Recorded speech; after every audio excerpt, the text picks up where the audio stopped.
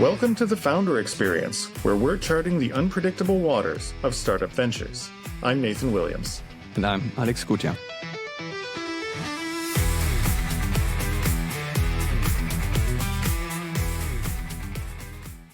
In the first days when I started MindSpider, so the company that I'm running now, I pulled together any people who were near me to do jobs. I actually had a job in the early days, and I just put up a job application to help me deal with a project. A fellow applied, looked good, we worked together. I asked if he wanted to co-found with me. Turns out he wasn't as good as I thought he was. And the problem was we found out after we had signed the documents and after we had co-founded, it was like less than a week later that trouble started appearing. Wow. And so that brings us into a very interesting first topic. How do you know when someone's good, and how do you know when it's time to let them go?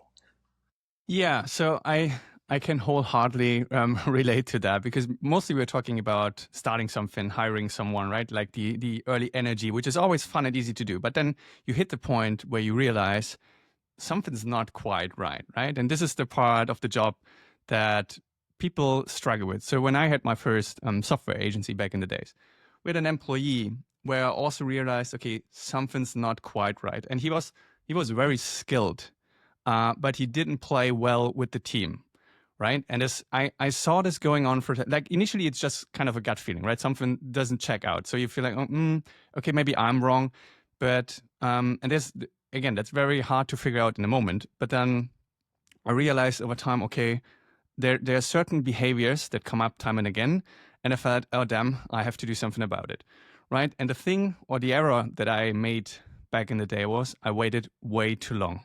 Right. Because it's not just you realizing something's off, but everyone else, right? So you have a team and you hire smart people, and they realize, oh, we set a new benchmark here, right? So if that person is getting away with behavior that's not ideal for the team or performance-wise or whatever it is, that fires back, right? Because everyone sees that. And in the worst case, you will have your other people who still should be on the team question their own behavior or whether they are in the right company, right? And this has ripple effects that are really hard to grasp at first.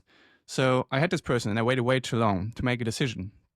And it only happened after I spoke with other people from the company who then gave me feedback and said, look, maybe we should do something here, which is already too late, I'd say, right? Because I realized before. So this was, and it did take me so long because I'd say I'm a people pleaser, which is really hard for the role.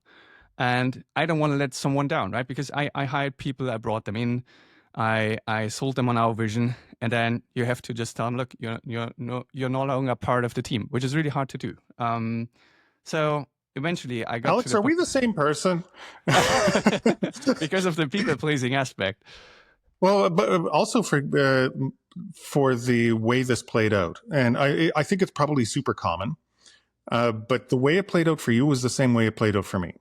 So I brought this person on board, and my gut told me things weren't quite working the way I expected or wanted them to. But at first, it's just sort of a feeling and you're not sure. And then what happens is someone outside the company comes to you and says, hey, Nathan, this person is actually talking negatively about you to other people outside the company. Right? Like with that's bad. Which is not a good thing to do when you're trying to form like a founding team of a startup. Yes. Right? And so when you start to get that type of feedback, you're absolutely right. It's too late. And I had that many times over the years, that same pattern repeating of you hire someone, and this, maybe even in later stages of the startup, who looks great on paper. They're working with other people, but then things somehow aren't working right within the company as a whole. Yeah. And it's hard to pin down exactly who is the start of this because everyone seems to have problems.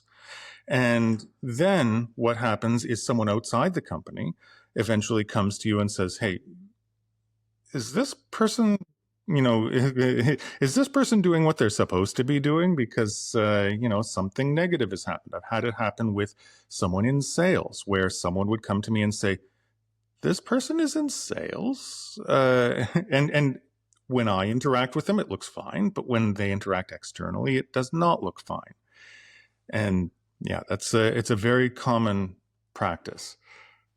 Yes. I'm happy that we share some experience here, because I really felt bad back in the day, right? And one other downside of not acting when you see it is that you don't give people the chance to improve or change their behavior, right? It always depends on what they're doing. There are certain red flags where I know, okay, this is like we have to part ways. But then I think there's also a more gray area where you say, okay, someone's not performing to the best of their ability, and you can at least speak with them and see if you can improve the situation, right? If you still think there's a way forward. So, but when it's dragging on for too long, it's really hard to do this, right? So at some point, you just have to do this. And boy, did I hate that talk. It was really it was really awkward. I sat that person down. We sat in a room, and I was like, I want to be somewhere else so badly. I don't want to. I don't want to deliver this message. Right? It was really. And I thought I didn't sign up for this. But then again, this is what you sign up for, right? If you run a company, you can't just. It's not just sunshine and cherry picking. Of course, there's lots of stuff that we want to work on, but you still have to.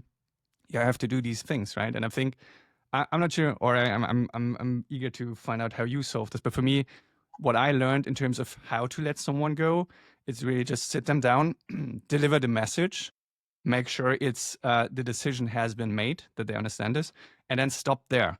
Don't try to negotiate how it's going to end, or like people usually, if they don't see this coming, they may be in a shock, right? They have to digest what they just heard. So they cannot really make any good decisions going forward, potentially in that moment. So I felt best way is deliver the message, make sure it's the decision has been made. There's no change to that.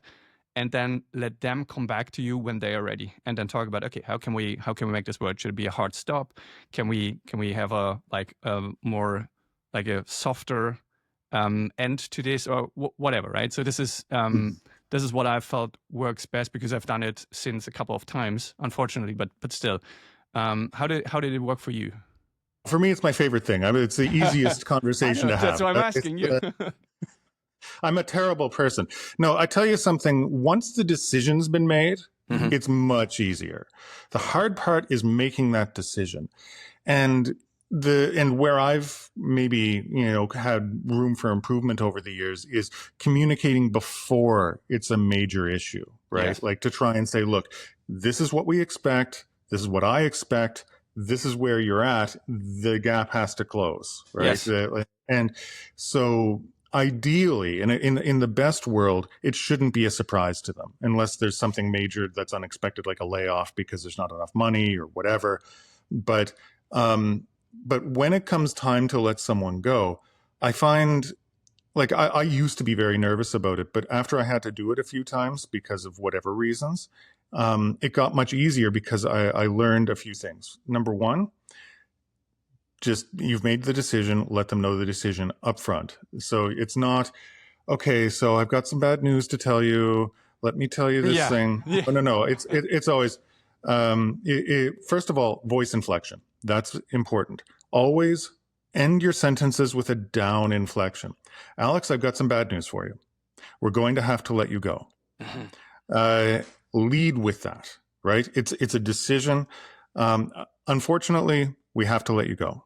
And when you lead with that, there's no sitting and waiting for the other shoe to drop. It feels nervous. You don't want them to dislike you. You don't want them. Yes. But you know what?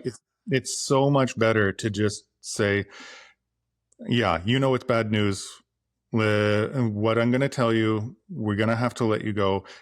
I'm going to tell you some reasons why. You're probably I know it's a shock. You probably need to process this, and we can talk about it later. For right now, you just have to know, here's what's going to happen. You've got until whatever end of month or immediate, because this was gross negligence or whatever it is. And just let them know how it's going to be. Say, well, I'm going to end the conversation now. Right. So you know how to end it. Is I'm going to end the conversation now and give you time to process this, and we can talk tomorrow. about what this means, right? So just laying it out there, because then it's not an emotional thing. It's this is what has to happen thing. And as soon as you get it away from the emotional who I am as a person and turn it into more, this is a decision and a process that has to be made, at least it's easier on you, right? And it's easier on them too in the long run, because this is something that just this is a company for them. They're going to move on from it. It's painful, obviously, because they've got to see how this impacts their own life. But ultimately, it's much more merciful than, just sort of dragging things on. Yes. Yeah, 100%. I just, why you said that, there are a few things that I want to throw in, maybe things that one should avoid that I did not. Like one thing that I saw is what you said, like sit them down, right? Just grab them in the moment and talk them through the decision. What you shouldn't do is on a Friday evening, shoot them an email, hey, we should talk next week. And then go into the weekend. Don't do this. I've seen something like that happening. And then don't fill the void. This is something that I was really bad at initially, and that also plays into negotiation, whatever, right? Be comfortable with silence, right? Because these are not conversations where people just chat and say, oh, I saw this coming, blah, blah, blah. But usually people will go silent, right? And don't feel like you have to fill that void, because you will say things that just make it worse, right? It's like, oh, maybe we can find another way, but whatever. Just be comfortable with just not saying anything there to fill the void. And it's a breakup. It's a breakup, right? And this is also important, because many people usually say, this company is family. I don't like that approach. Like, a company is not a family, because you wouldn't you make it harder for yourself and everyone else to let go of people who are not performing, right? If you feel like this is family. I saw this so many times. Company is not a family. I just want to stress this here. It's very different. And this is very important, because everything comes down to expectation management. If people know what performance means, then if they're let go for not performing, it's not a surprise. If they expect it to be family, then obviously if the family lets you go, it's going to be a lot more painful, right? And expectation management also comes with what you expect. People work with you, and as a founder, you need to earn people's trust. Part of trust is knowing what your boundaries are, but part of trust as well is not wanting everybody to like you all the time. At the end of a breakup, it doesn't matter how professionally it was done or anything, they will not like you, because it has affected their whole lives. It's affected their income. It means that they're now back into the uncertainty of trying to find another position somewhere or making their monthly payments. You are hurting their life. They will not like you at the end of it. It might be necessary. And coming to peace with that and saying, look, this is not me personally with you, and I'm okay that at the end of this, we're probably not going to be friends. That's okay. This is what's happening, and I will do my best professionally to make sure this is as easy on you as possible, with whatever 2 weeks notice for whatever notice period is in our contract. We're going to go by that, etc., and just treating people fairly.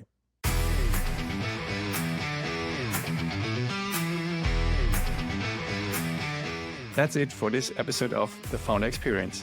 If you enjoyed it, do us a favor, hit subscribe wherever you are listening, whether that's Spotify, YouTube, or your favorite podcast app.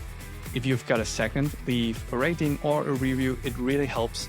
And you can find more episodes and behind-the-scenes stuff on our website, founderexperience.fm. And if you've got feedback or business ideas that you want us to talk about, shoot us a message at hello@founderexperience.fm. We'd love to hear from you. Thanks for hanging out. We'll catch you next time.